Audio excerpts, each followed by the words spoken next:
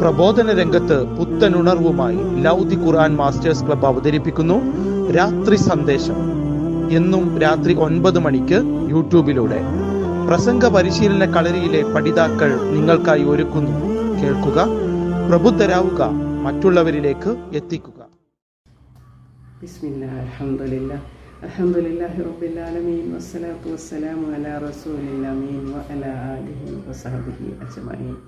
റബ്ബി ഇശ്റഹ് ലി സദ്രി വയസ്സിർ ലി അംരി വഹ്ലുൽ ഉഖ്ദതം മിൻ ലിസാനി യഫ്ഖഹു ഖൗലി. എൻ്റെ ശബ്ദം ശ്രവിക്കുന്ന മാന്യ ശ്രോതാക്കളെ, അസ്സലാമു അലൈക്കും വറഹ്മത്തുള്ളാഹി. സുഹൃത്തുക്കളെ തിരഞ്ഞെടുക്കുമ്പോൾ എന്ന വിഷയത്തെ അധികരിച്ചുകൊണ്ട് ഏതാനും ചില കാര്യങ്ങൾ നിങ്ങളോട് സംസാരിക്കാനാണ് വന്നിരിക്കുന്നത്. ഇൻഷാ അല്ലാഹ്.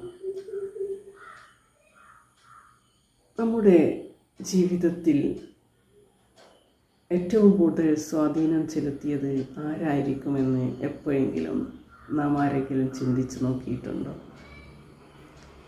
നമ്മുടെ മാതാപിതാക്കളും അധ്യാപകരും പ്രധാനം തന്നെയാണ്. എന്നാലും നമ്മുടെ ജീവിതത്തിൽ, ജീവിത രീതിയിലും നമ്മുടെ സ്വഭാവ രൂപീകരണത്തിലുമെല്ലാം തന്നെ നമ്മേറെ സ്വാധീനം ചെലുത്തിയത് ചിലപ്പോൾ നമ്മുടെ സുഹൃത്തുക്കൾ തന്നെയായിരിക്കും, അല്ലേ? നമ്മൾ സുഹൃത്തുക്കളെ തിരഞ്ഞെടുക്കുമ്പോൾ നമുക്ക് ഈ ദുനിയാവിലേക്കും നാളെ പരലോകത്തേക്കും ഉപകാരപ്പെടുന്ന സുഹൃത്തുക്കളെയാണ് നാം തിരഞ്ഞെടുക്കേണ്ടത്. അല്ലാഹു സുബ്ഹാനഹു വ തആല സൂറത്ത് സുഹ്റുഫിലെ 67-ാമത്തെ അധ്യായത്തിൽ പറയുന്നത് ഇങ്ങനെയാണ്: അൽ-അഖില്ലാഉ യൗമഇദിൻ ബഅ്ദുഹും ലിബഅ്ദിൻ അദുവ്വുൻ ഇല്ലൽ മുത്തഖീൻ.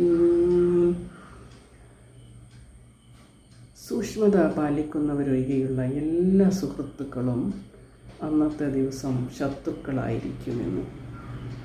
അതുകൊണ്ട് നാം സുഹൃത്തുക്കളെ തിരഞ്ഞെടുക്കുമ്പോൾ ശ്രദ്ധിക്കുക. നബി സല്ലല്ലാഹു അലൈഹി വസല്ലം പറഞ്ഞു: അൽ മർഉ അലാ ദീനി ഖലീലിഹി ഫൽയൻദുർ അഹദുക്കും മൻ യുഖാലിൽ. ഒരു മനുഷ്യൻ അവൻ്റെ സുഹൃത്തിൻ്റെ മതത്തിലായിരിക്കും. അതുകൊണ്ട് ഒരു സുഹൃത്തിനെ തിരഞ്ഞെടുക്കുമ്പോൾ അവൻ ശ്രദ്ധിക്കട്ടെ എന്ന്. നാം സുഹൃത്തുക്കളെ തിരഞ്ഞെടുക്കുമ്പോൾ നമസ്കാരം നിലനിർത്തുന്ന,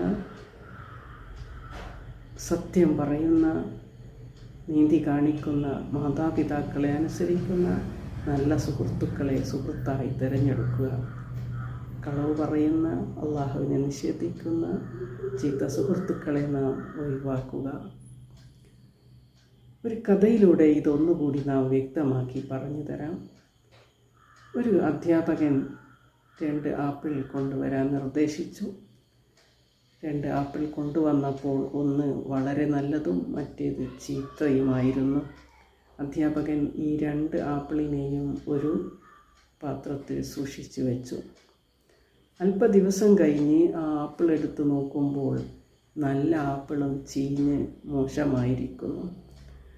ഇതിലൂടെ നിന്ന് നമുക്ക് മനസ്സിലാക്കാൻ കഴിയുന്നത്, ഈ ചീത്ത ആപ്പിളിൻ്റെ കൂടെ നല്ല ആപ്പിൾ വെച്ചത് കൊണ്ടാണ് ആപ്പിൾ കേടുവന്നു പോയത്. അതുകൊണ്ട് നല്ല കൂട്ടുകാരോടൊപ്പം കൂടുക, നമ്മളും നല്ല കൂട്ടുകാരാവുക. അള്ളാഹു സഹായിക്കട്ടെ. അസ്സലാമു അലൈക്കും വറഹ്മത്തുള്ളാഹി.